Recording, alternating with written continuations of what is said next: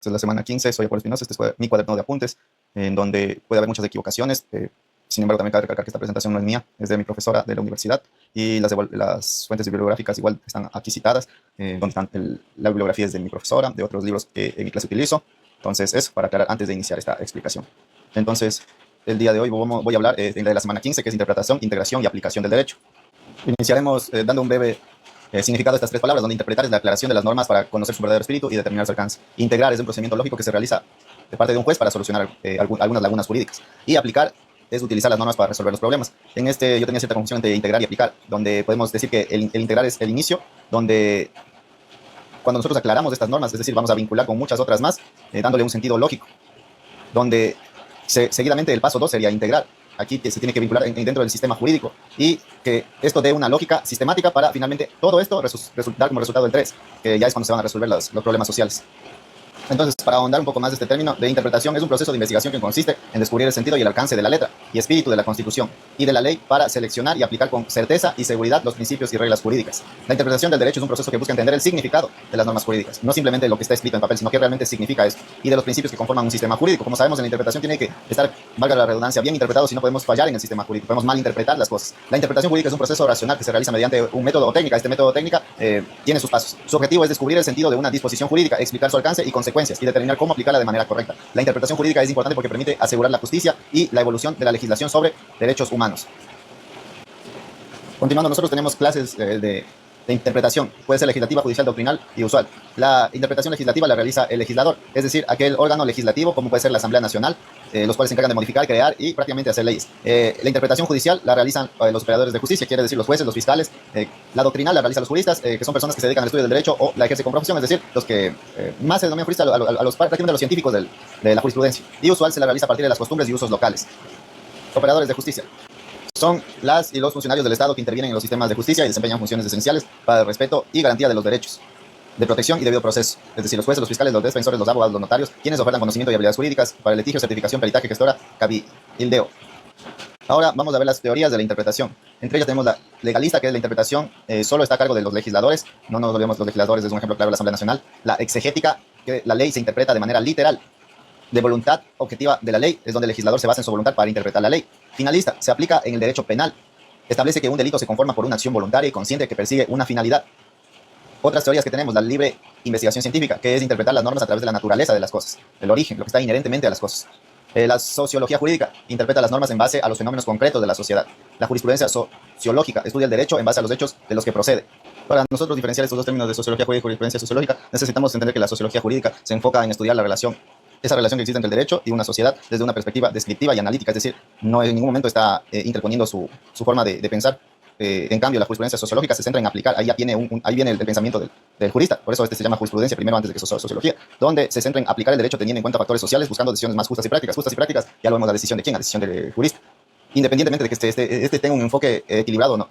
Cuando nosotros también hablamos de la jurisprudencia de intereses, busca el fundamento de cómo interpretar la ley, es decir, este ya va más enfocado en la sociedad para ver el beneficio que necesita de la ley al revés de la sociología jurídica, que era desde las normas a la sociedad, en cambio de la sociedad a las normas. Cuando vemos el realismo jurídico, esta teoría es estudiar los hechos a los que se comprueba la existencia de la norma. La teoría de Radbruch es cuando el derecho presenta una injusticia irracional, se debe elegir a la justicia natural sobre la normativa. Y la teoría pura del derecho, donde se deben interpretar los hechos como fenómenos jurídicos del deber ser. Aquí tenemos otras teorías como la lógica de lo razonable, donde dentro del ámbito jurídico se desean tomar en cuenta los valores. La egológica del derecho, donde se analiza el derecho como una experiencia que requiere intuición, comprensión y pensamiento normativo. Recordemos que el pensamiento normativo hace unas clases era tal cual dice la ley. No interviene como en el common law, que es de Estados Unidos, donde la decisión del juez estaba por sobre, sino que ahora sí es literal, pensamiento normativo. No nos olvidemos también aquí que en el pensamiento normativo las reglas son concretas y rigen una conducta social. Se van orientados hacia un deber justo y si es que hablamos de normas, de normar algo, estamos hablando códigos como el Código Penal, el Código Civil, que dictan lo que se debe o no se debe hacer. Ahora, cuando hablamos también de la teoría jurídica, estamos hablando de estudiar el derecho como un fenómeno con diferentes influencias. Este ya es más flexible. Y vamos a iniciar a hablar sobre los principios generales del derecho. Aquí se dice que estos principios generales del derecho son normas o directrices fundamentales que sirven de base o inspiración para la creación, interpretación y aplicación de todo el derecho y se encuentran en ordenamiento jurídico, incluso si no están expresamente escritos. Estas tienen un origen de tradiciones jurídicas, doctrina y práctica jurídica universal. Pueden encontrarse en el derecho romano, el derecho natural o el derecho filosofía del derecho. Ámbito de aplicación. Aplican de manera transversal a todo el sistema jurídico, se utilizan principalmente para suplir vacíos legales o para interpretar normas exigentes, tienen un carácter y un enfoque universalista y atemporal, suelen ser abstractos y generales. Por ejemplo, la equidad, el respeto de la buena fe, donde la igualdad, se da la igualdad ante todos ante la ley y nadie puede alegar su propia culpa. Los principios constitucionales. ¿Qué son los principios? Son los valores y directrices fundamentales que inspiran y estructuran la Constitución, sirviendo como base para la organización del Estado y de los derechos fundamentales. Tienen origen directamente de la Constitución de un país y expresan los ideales políticos, sociales y jurídicos que guían al Estado. Estos principios también tienen un ámbito de aplicación, es decir, tienen una jerarquía superior dentro de un ordenamiento jurídico, orientan y limitan el ejercicio del poder público y garantizan derechos fundamentales. Su carácter están adaptados al contexto histórico, político y social de cada país. Son más específicos y vinculantes con el marco constitucional, por ejemplo, la supremacía constitucional, la cual separa los poderes, donde hay un respeto de los derechos humanos, el respeto de la dignidad humana y el principio democrático. Diferencias claves entre principios generales del derecho y principios constitucionales. En el nivel normativo, los principios generales están implícitos en todo el derecho, no necesariamente escritos, pero en cambio los principios constitucionales tienen un rango explícito y están establecidos en la Constitución, es decir, están escritos específicamente y establecidos. Otra diferencia en torno, ahora en cambio la función, los principios generales del derecho suplen vacíos legales y orientan a la interpretación de las leyes, mientras que los principios constitucionales organizan el Estado y garantizan la supremacía constitucional. No están hechos para llenar vacíos, sino para exigir cumplimiento en normas y son la supremacía de cada país. Ahora otra diferencia en torno al ámbito. Entonces, los principios generales del derecho tienen un ámbito universal y atemporal, es decir, se aplican en cualquier temporada y en cualquier parte del mundo. Pero los principios constitucionales tienen una contextualización y una particularidad de cada país en el que se los rige. Y la última diferencia es en torno a la jerarquía. Los principios generales del derecho pueden ser desplazados por normas específicas, es decir, pueden ser hechas a un lado, mientras que los principios constitucionales son supremos frente a cualquier norma de cada país. Ahora, para interpretar el derecho nosotros tenemos fuentes, normas y amplitudes. Tenemos dentro de las fuentes la auténtica, la judicial y la doctrinaria. Los elementos tenemos literales, lógicos, históricos y sistemáticos. Y dentro de eso su amplitud puede ser restrictivo o extensivo. Ahora, si nosotros hablamos sobre las fuentes, la auténtica, ejecutada por el legislador a través de la ley interpretativa. No nos olvidemos quiénes eran los legisladores. Por ejemplo, la Asamblea Nacional. Tiene que ser a través de la ley interpretada. Prácticamente los asambleístas deberían saber interpretar la ley. Otra fuente puede ser judicial, donde solo se la realiza el juez según la competencia por providencia, auto y sentencia. Y también puede ser un doctrinario, donde es la interpretación científica con criterios bases, pensamientos y fundamentos del jurisconsulto. Ahora, los elementos para la interpretación. Tenemos literales, donde se le realiza un juez para dictar decreto, auto o sentencia siempre en base a lo que dice la ley, por eso es literal. Lógicos, cuando el objetivo es tratar de descubrir la intención del legislador al dictar la ley. Histórico, sirven para, a través de los antecedentes históricos, llegar a una verdad. Y sistemáticos, que permiten que la verdad sea descubierta de forma armónica, coherente y metódica. La interpretación de la ley también puede ser dicha por su amplitud, es decir, restrictivo o extensivo. Entonces, restrictivo es cuando se descubre el sentido y el alcance de la ley en forma limitada, y extensivo cuando el sentido de la ley es descubierto en forma extensiva, basta, es decir, ampliando su alcance.